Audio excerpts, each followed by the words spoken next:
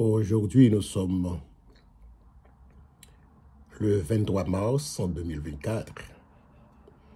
Nous tenons à saluer tous les frères et sœurs qui sont assis dans cette enceinte ou partout et ailleurs dans le but pour donner gloire à Dieu, une adoration de taille, de grande envergure, pour psalmodier son nom puissant de tout autre nom.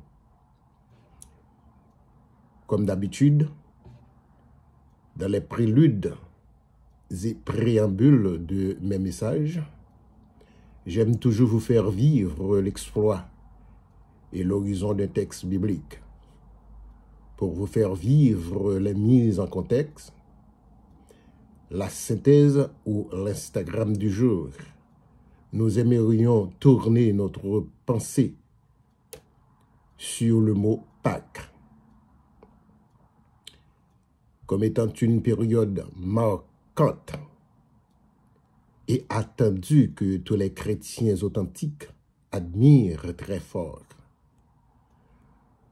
Nous sommes prêts pour partager avec vous cet après-midi ce que le Seigneur veut vous communiquer au sujet de la mort et la crucifixion de notre Sauveur Jésus-Christ. D'ores et déjà, je vous souhaite une très bonne écoute et soyez bénis abondamment. Nous allons passer tout de suite à l'acte scripturaire du jour que nous trouvons dans 1 Pierre le chapitre 3, versets 18 à 22. L'épître de Pierre, le chapitre 3, versets 18 à 22. Nous lisons. Christ aussi a souffert une fois pour les péchés, lui juste pour les injustes, afin de nous amener à Dieu, ayant été mis à mort quant à la chair, mais ayant été rendu vivant quant à l'esprit, dans lequel aussi il a été prêché aux esprits en prison, qui autrefois avaient été incrédules lorsque la patience de Dieu se prolongeait au jour de Noé, pendant la construction de l'arche, dans laquelle un petit nombre de personnes, c'est-à-dire 8, furent sauvées à travers l'eau. Cette eau était une figure du baptême, qui n'est pas la purification des souillures du corps, mais l'engagement d'une bonne conscience envers Dieu, et qui maintenant vous sauve, vous aussi, par la résurrection de Jésus-Christ, qui est à la droite de Dieu depuis qu'il est allé au ciel, et que les anges, les autorités et les puissances lui ont été soumis. Parole du Seigneur. Que le Dieu dans sa grâce veuille bénir sa parole pour l'édification de nous tous. Père, nous te disons merci pour la lecture de ta parole. Laisse ton Saint-Esprit nous guide, nous dirige. Que tout ce que nous allons dire vient du Saint-Esprit de Dieu. Nous t'appuyons ainsi au nom de Jésus. Amen. Le thème que nous allons aborder aujourd'hui, c'est les mystères de Pâques dans la vie du chrétien. Les mystères de Pâques dans la vie du chrétien. Je vais vous présenter seulement 3 pour aujourd'hui. Ce qui veut dire qu'il y a plusieurs mystères en ce qui a trait avec Pâques. En ce qui a avec surtout les mystères de Pâques. Il y a plusieurs mystères. Mais moi, je vous présente seulement 3 pour aujourd'hui. Au préalable, aujourd'hui, je vais vous présenter un exposé à caractère didactique, éducatif, instructif et pourquoi pas pédagogique, plus précisément dans le cadre spirituel. Mais toutes les fois, c'est si vous voulez payer attention. Vous avez le libre choix de le rejeter ou l'apprécier. L'objectif du message du jour, c'est contempler l'étendard et le standard du mystère de Dieu à l'occasion de cette grande période pascale en tant que les chrétiens authentiques qui attendent le retour de notre Seigneur Jésus-Christ. Laissons-nous passer à l'explication ou l'étymologie du mot étendard. L'étendard veut dire dans la Bible un enseigne, une sorte de drapeau, un signe distinctif qui annonce une victoire proportionnelle du peuple de Dieu. Alors, bien entendu, selon le contexte de l'exposé du jour. Mais pour le mot standard ou standardisation, c'est l'action de rendre conforme, normal, uniforme à des normes de ce qui s'est passé. Comme le résultat, la raison pour laquelle Christ est descendu dans le séjour des morts. C'est une très bonne nouvelle. Les rebelles et les croyants du temps de Noé ont tous retrouvé le salut en Jésus-Christ. Pour l'introduction du jour, voici les points que nous aurons à vous présenter pour ce matin ou pour cet après-midi. Le premier mystère de Pâques. Jésus-Christ est descendu dans la prison souterraine durant sa mort, mais pourquoi donc? 1 Pierre 3, verset 19. Deuxième mystère, le deuxième mystère de Pâques, la garde du tombeau de Jésus-Christ a travaillé en vain, Matthieu 27, verset 62 à 66. 3. Le troisième mystère de Pâques pour aujourd'hui, les femmes ont été promotées par le Seigneur lui-même comme étant les premières prédicatrices après sa résurrection. Un sujet tabou, surtout dans les églises haïtiennes aujourd'hui. Matthieu le chapitre 28, verset 7. Mes propos à caractère historique du thème et certains paragraphes descriptifs comme prélude ou prélude du jour.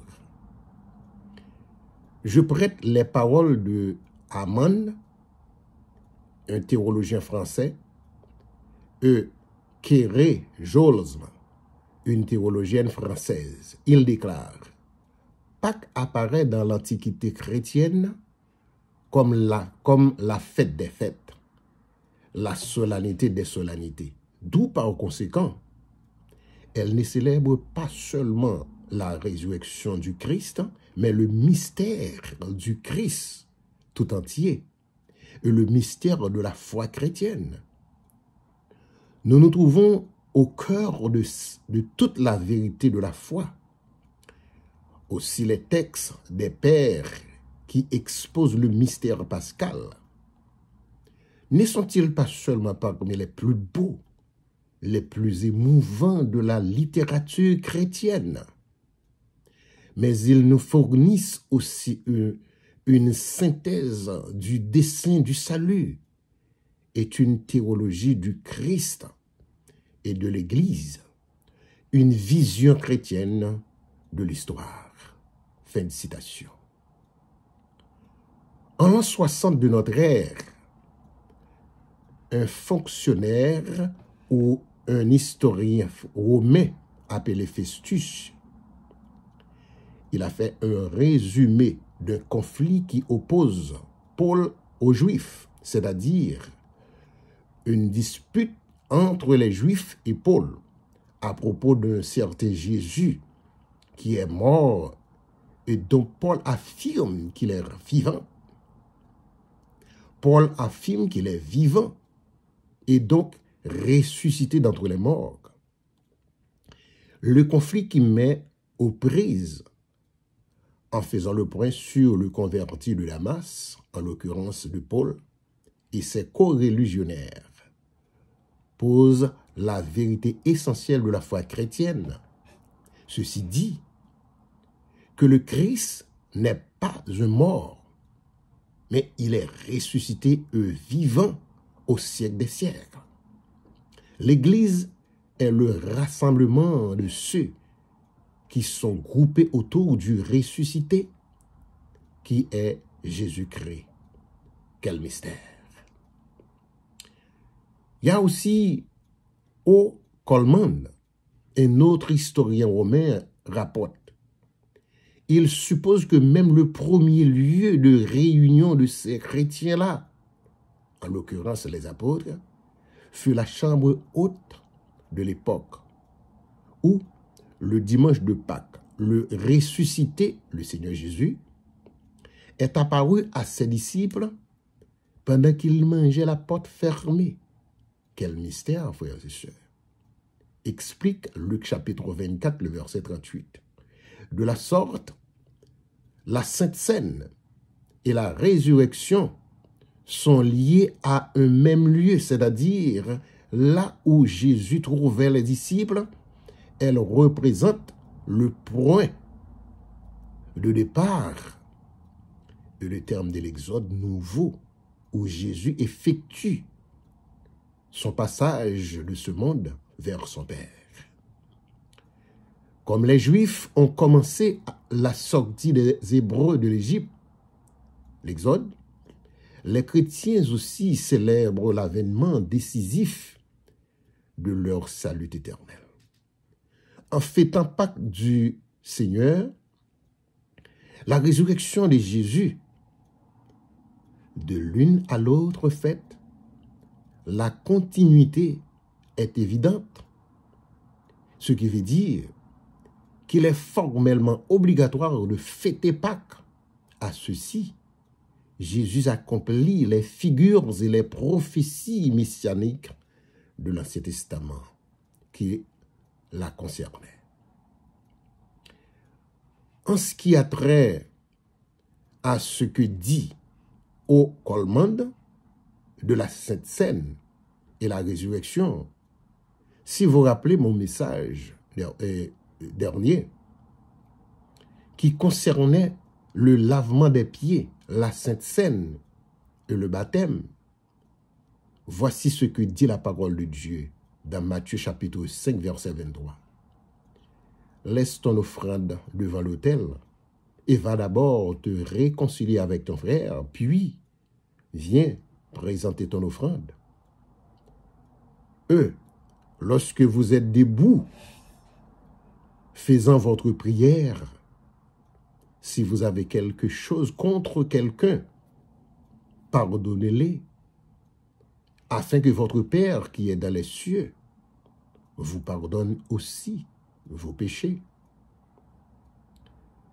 C'est quoi le mot mystère d'abord dans la Bible? C'est quoi le mot mystère d'après la Bible? Le mot mystère, du latin mysterium, du grec mysterion, de l'hébreu mystère ou mystérie pour l'anglais. Dans la foi chrétienne, c'est une action vue et ne comprend pas, qui n'est pas seulement ce qu'on ne peut pas comprendre, mais ce qu'on n'arrive jamais à comprendre, et qui ne peut être compris de façon ultime, c'est-à-dire qui vient en dernier, dans le temps, au final, que par la foi. Exemple, Colossiens chapitre 2, le verset 2, pour parler de la haute histoire sainte, de la toute histoire sainte, depuis la venue du Christ ici-bas, jusqu'à sa parousie. L'évangile est la révélation de ce mystère. Le terme parousie est un concept de la théologie chrétienne qui désigne originellement à la fois la présence invisible de Christ dans le monde entier depuis la création, et jusqu'à son retour sur la terre à la fin des temps. Avec les années, la notion s'est limitée à sa signification eschatologique, c'est-à-dire à la fin des temps, la seconde venue du Christ sur la terre, dont la première étant sa naissance. Et j'en passe. C'est quoi le mot miracle? Un miracle est un fait extraordinaire, positif et non explicable ou implicite scientifiquement. La science n'a rien à voir à ça. Ou dépourvu d'explication scientifique qui est vu comme un fait surnaturel tiré de la puissance divine. Il est accompli directement, soit par l'intermédiaire de serviteurs de Dieu, ou d'une autre manière. Exemple, Jean 19, le verset 1 à 11, qui relate la guérison d'un aveugle de naissance. L'homme guéri témoigna. Jésus a fait de la boue, a oint mes yeux et m'a dit, va au réservoir de Siloé et lave-toi. J'y suis allé, je me suis lavé et j'ai recouvré la vue. La section première, le premier mystère de Pâques. Jésus-Christ est descendu en prison souterraine durant sa mort, mais pourquoi pas? Comme précédemment annoncé, 1 Pierre, le chapitre 3, verset 19. Ainsi, le Christ est descendu en enfer pour libérer ceux qu'il aime de l'emprisonnement et de la mainmise du prince des ténèbres. Mainmise est paragraphée comme l'action de mettre la main sur quelque chose, de s'en emparer, comme l'a fait Satan du temps de Noé. Il a endurci les cœurs des hommes de ce temps-là jusqu'à le déluge. Dans le but de souffrir pour les injustes, Christ est le grand modèle par excellence. Hadès est un dieu souterrain de la culture grecque. Il règne sous la terre. Et pour cette raison, il est souvent considéré comme le maître des enfers. Voilà pourquoi la théologie chrétienne retient le terme prison au lieu de dire enfer ou Hadès. Au prime abord, laissez-moi vous dire que l'épître de Pierre, l'épître de 1 Pierre de préférence, a été adressé aux nouveaux convertis d'origine païenne qui se trouvaient au nord de la ville Rome, après avoir y été éparpillés à cause de la persécution romaine contre les chrétiens de cette époque. C'était Néron, le fameux méchant odieux de l'époque, empereur romain, qui a mis le feu dans la ville Rome pour brûler les anciennes constructions qu'il haïssait tant, dans le but de pouvoir reconstruire de nouveaux édifices. Il accusait les chrétiens de l'époque qui incendiaient la ville comme auteurs intellectuels de cette tragédie. C'était à eux que l'apôtre Pierre s'adressait, son épître, en ce temps-là, qu'il qualifiait les étrangers, des étrangers pour les encourager au milieu de leurs souffrances amères, dont ils profitaient l'occasion pour faire mention de Christ comme modèle divin dans la souffrance. Comment il a accepté de souffrir pour l'humanité jusqu'à aller prêcher l'évangile à ceux qui furent disparus dans le déluge de Noé et pour les prouver son amour. 1 Pierre 1, verset 1. Pour mettre fin à notre premier mystère de Pâques, nous allons constater ce que l'apôtre Pierre dit dans le passage lu pour aujourd'hui.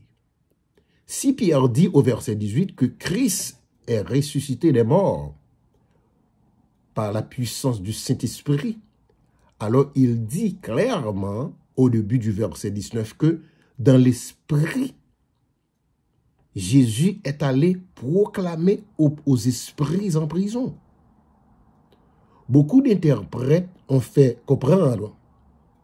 Pierre voulait dire que, pardon, veuillez m'excuser, soit entre la mort et la résurrection de Jésus, soit après, mais ce qui est plus que certain, celui-ci, ou le Christ, a entrepris une campagne de prédication et d'évangélisation aux esprits en prison.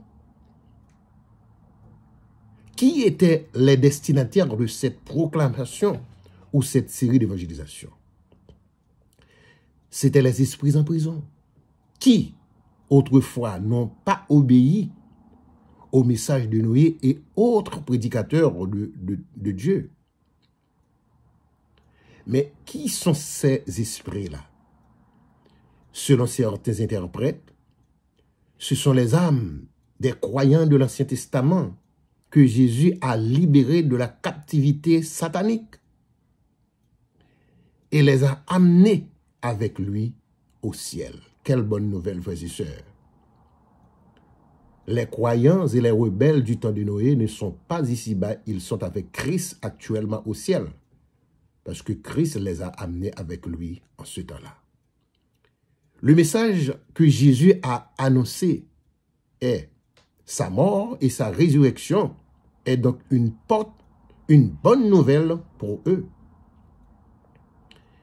Les autres interprètes ont fait comprendre que ces esprits étaient les âmes condamnées qui ont rejeté le message de Noé des millénaires plus tôt, c'est-à-dire avant ou après un certain temps.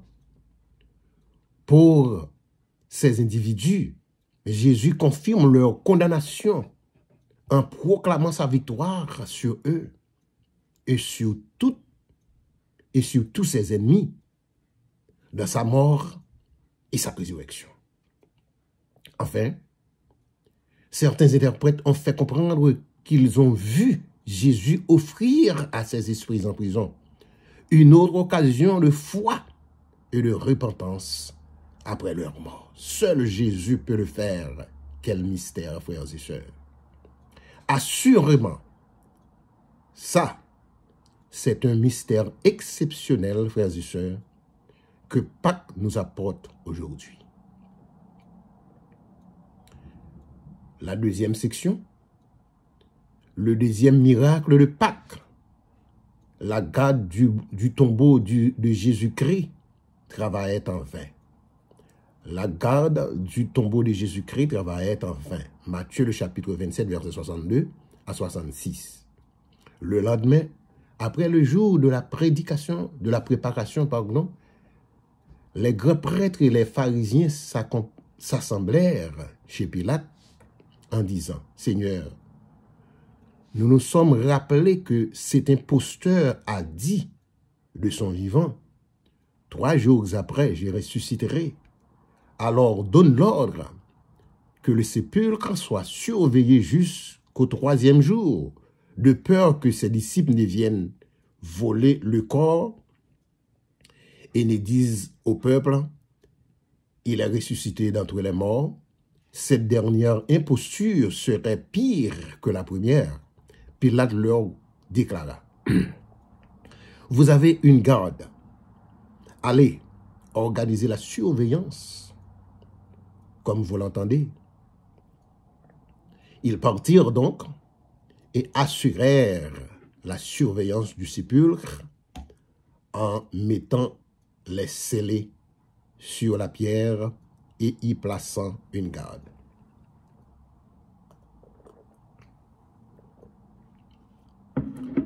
Imposteur veut dire personne qui abuse de la confiance d'autrui par ses mensonges en usurpant une qualité. Quelle déception! Les prêtres et les pharisiens qualifiaient le Seigneur Jésus d'imposteur. L'autre lecture, bien sûr, Matthieu 28, verset 1 à 7. Après le sabbat, à l'aube du jour, à l'aube du dimanche, Marie de Magdala et l'autre Marie allèrent voir le tombeau.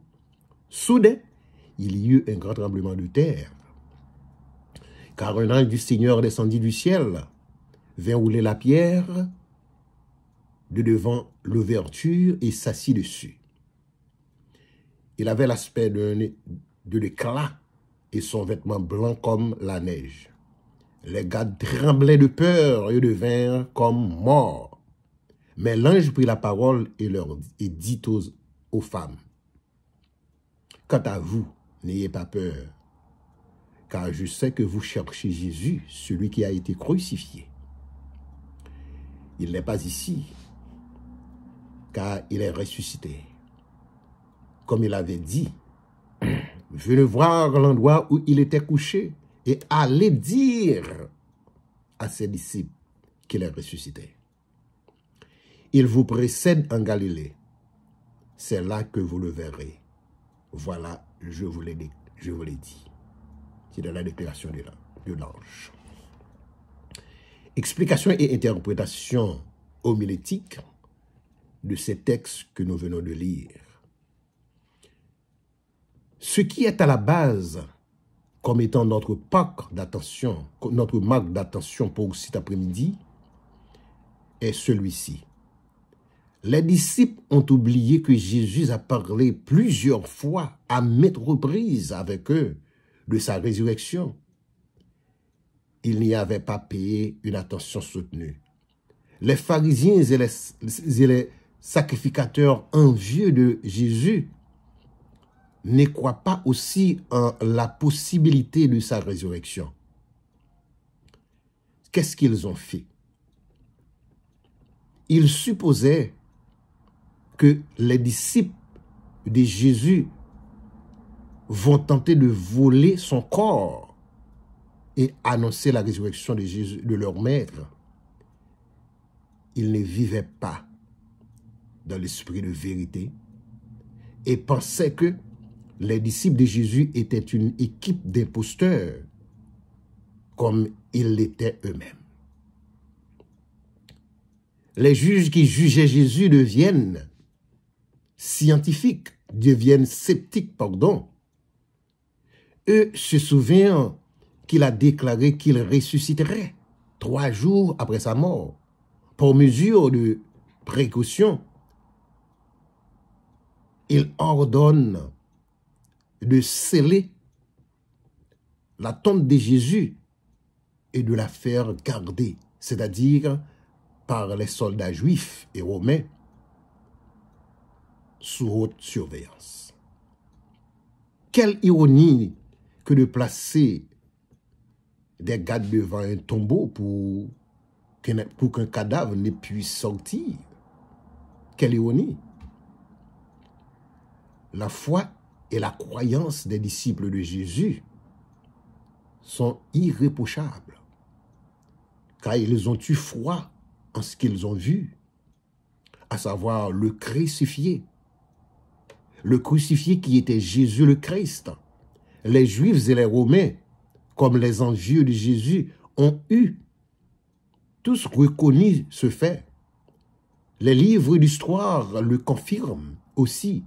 Il a été transmis de génération en génération. Il a été à maintes fois confirmé que le Christ, le crucifié, était le Christ, qu'il est mort et a été enseveli pour nos péchés. Les gardes travaillaient en vain parce que Salomon a déjà prophétisé dans le psaume 127, verset 1. Si la maison n'est pas bâtie par l'Éternel, les bâtisseurs mettent en vain. Si le Seigneur ne garde pas la ville, la ville, la garde veille en vain. Les gardes n'avaient pas eu le mérite de se tenir devant la puissance d'en haut, devant la puissance du mystère de Pâques, devant le grand rendez-vous cassé au pied du tombeau, le grand rendez-vous par devant le tombeau du Seigneur. Le docteur McArthur interprète l'état de ces soldats devant le tombeau, le verset 4 de Matthieu 28, bien sûr, plus précisément dans l'expression « ils devinrent comme morts », mais comme des inconscients. C'est ce que le docteur McArthur a fait remarquer. Ils n'étaient pas seulement devinrent comme morts, mais ils sont des inconscients. Pourquoi? Il déclare, cette expression suggère qu'ils ne furent pas seulement paralysés, qu'ils ne furent pas seulement paralysés par la peur, mais totalement inconscients, complètement traumatisés par ce qu'ils avaient vu. Quel mystère! Le verbe trembler, ici, a la même racine que le mot rendu par un tremblement de terre, au verset 2, bien sûr. Troisièmement, ou la section 3, le troisième mystère de Pâques pour aujourd'hui, les femmes ont été promues par le Seigneur lui-même comme les premières prédicatrices après sa résurrection. Un sujet tabou, surtout dans certaines églises haïtiennes. Matthieu 28, verset 7. Regardez avec moi au verset 1. L'expression « à l'aube du premier jour de la semaine ». Officiellement, le sabbat prenait fin et le samedi au coucher du soleil dans la culture juive. Écoutez ceci.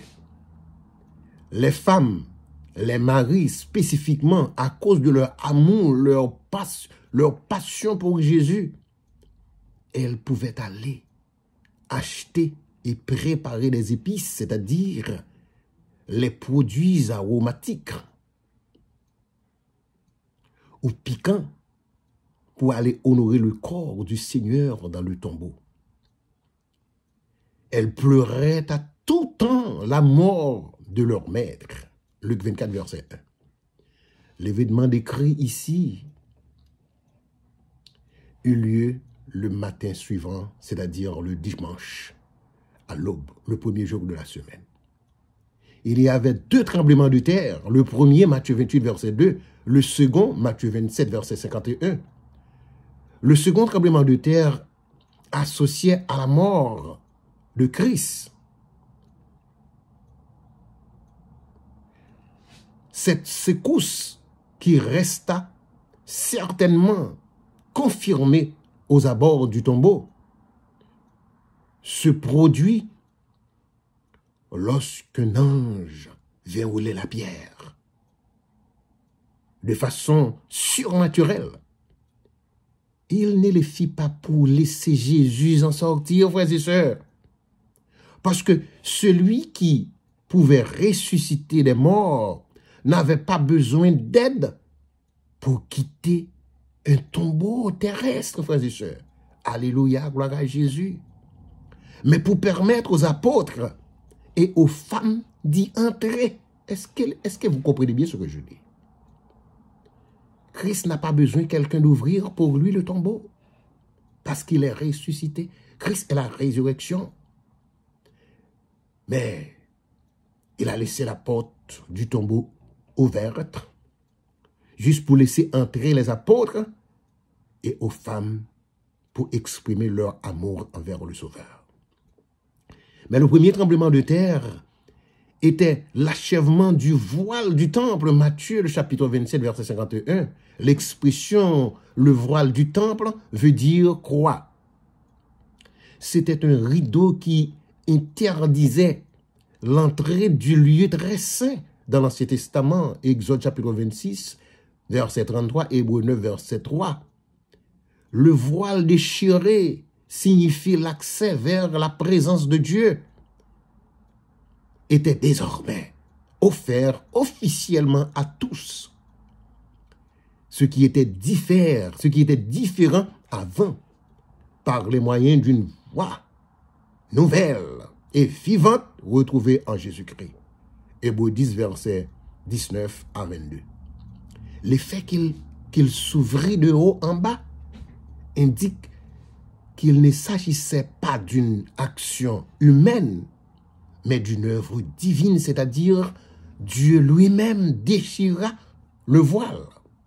Au verset 5 et 6, l'apparition soudaine de cet ange, au moment même où les femmes arrivèrent, est le premier indice qui montre que des événements extraordinaires sont déjà produits. À ceux-ci, l'ange leur dit, « Venez et voyez le lieu où il était couché. » Luc 24, verset 4. Et ensuite, l'ange leur dit, « Allez dire à ses disciples qu'il est ressuscité des morts. » Matthieu 28, verset 7. Voici le commandement que Christ donne aux femmes. Vous êtes les premières messagères de la résurrection. Ce n'étaient pas les apôtres, juste pour briser la muraille de la loi juive qui tenait les femmes esclavagistes, en mettant une barrière pour ignorer, mépriser les valeurs des femmes. Mais Christ les a promotées. Il a tout changé et brisé les lois du judaïsme contre les femmes. D'autres paramètres à mettre en exergue. Automatiquement, c'est la guérison, c'est la question des femmes qui doivent se taire dans les assemblées trouvées dans 1 Corinthiens, le chapitre 14, verset 34. Quelle femme? Que les femmes se taisent dans les assemblées.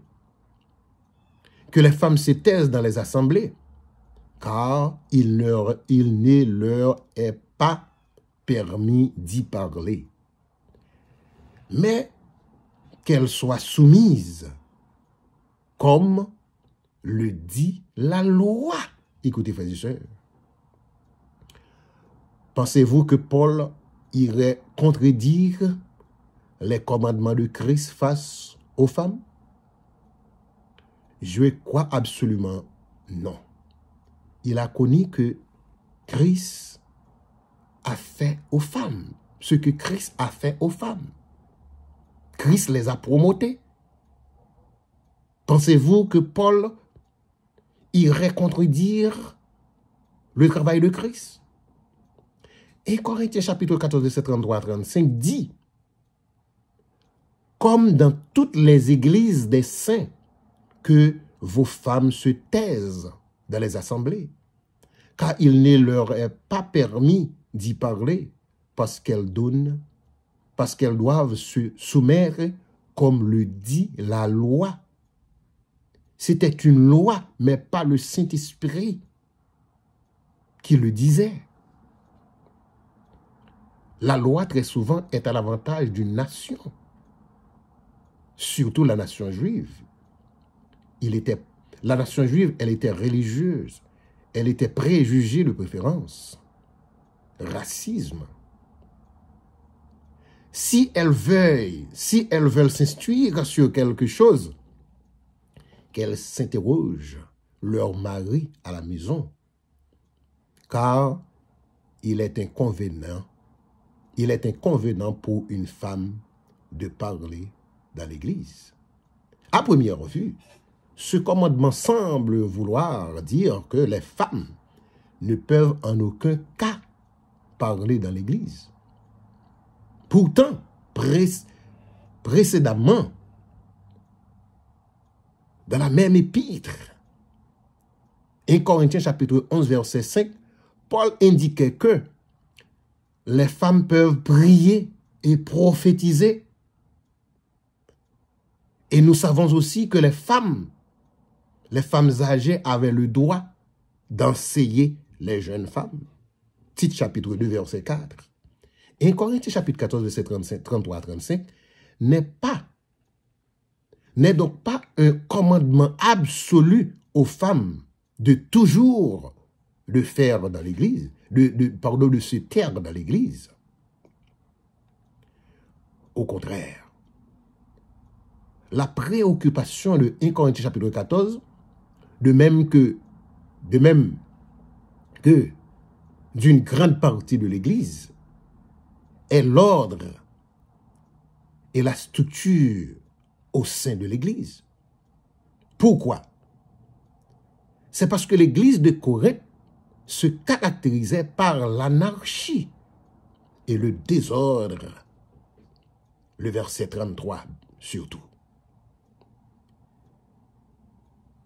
Il est intéressant de constater qu'aucun ancien ni pasteur n'est mentionné dans le livre des Corinthiens et que ces prophètes ne se maîtrisent pas. 1 Corinthiens 14, verset 29, verset 32, verset 37. Chacun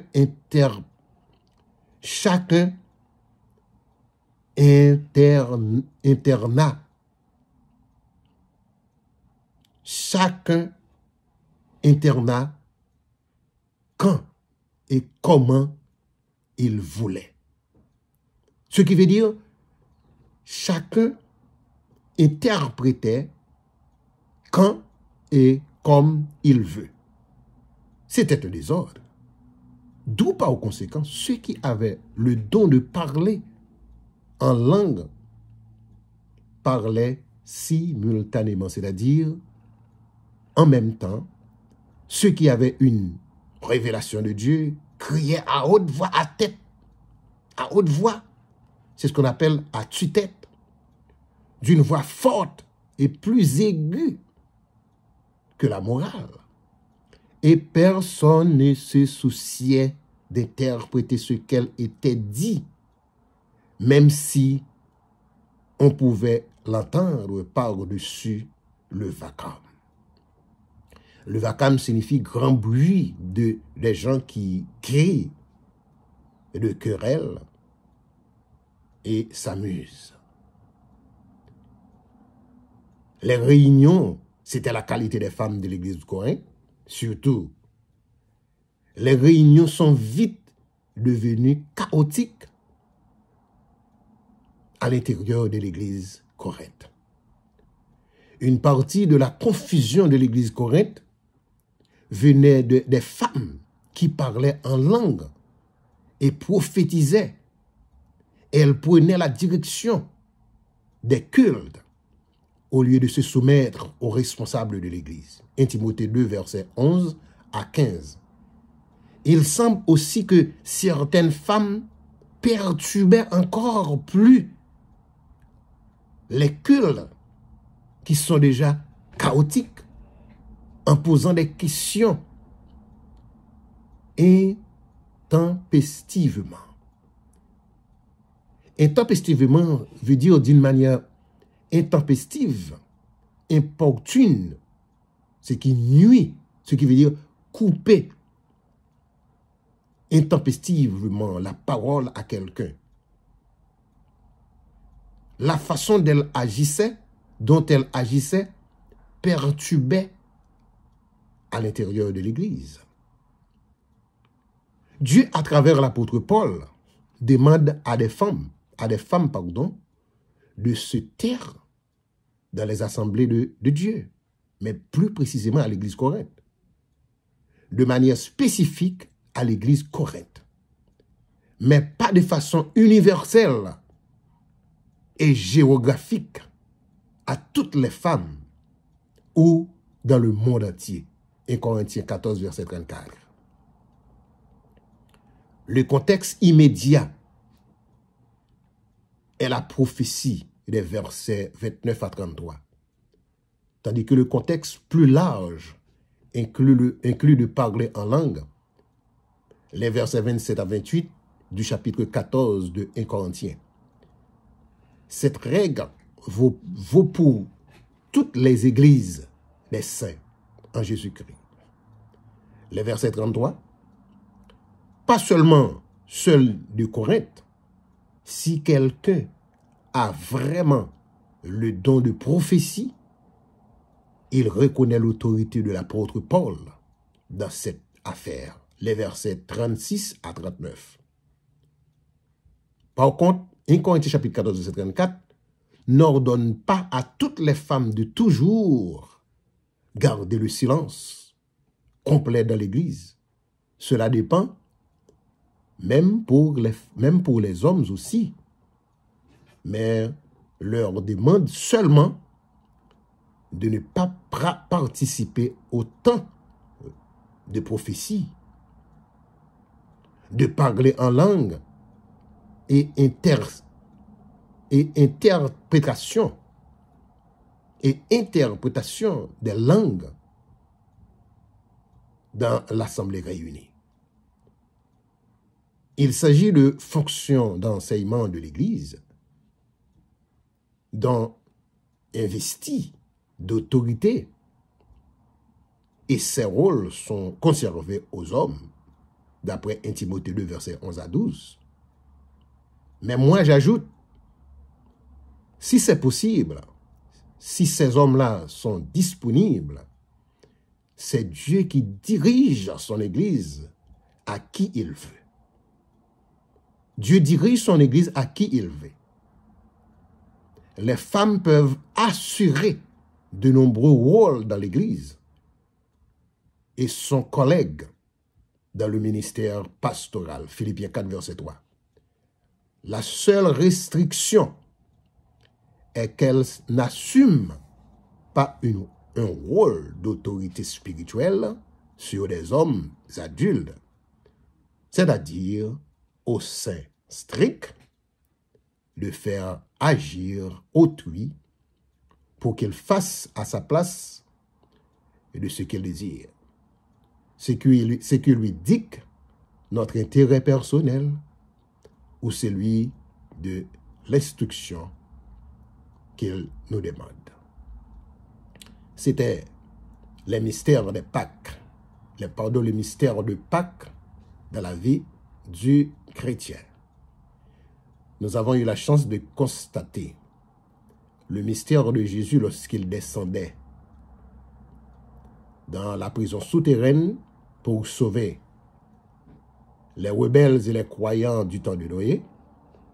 Et nous avons constaté les soldats, la garde qui veillait en vain la sortie de Jésus parce que personne ne peut empêcher Jésus de sortir du tombeau. Et en dernier lieu, nous avons constaté le mystère des femmes, où Christ a promoté les femmes comme les premières prédicatrices après sa résurrection. Nous vous disons merci d'avoir été à l'écoute de l'exposé du jour. Nous vous donnons le plus prochain de vous, ce sera pour une autre occasion. Merci. Quant à présent, je vous laisse. C'était pour vous servir votre serviteur de toujours. Inacio Mérinet depuis Canada qui vous salue. Merci, bonne journée à vous tous.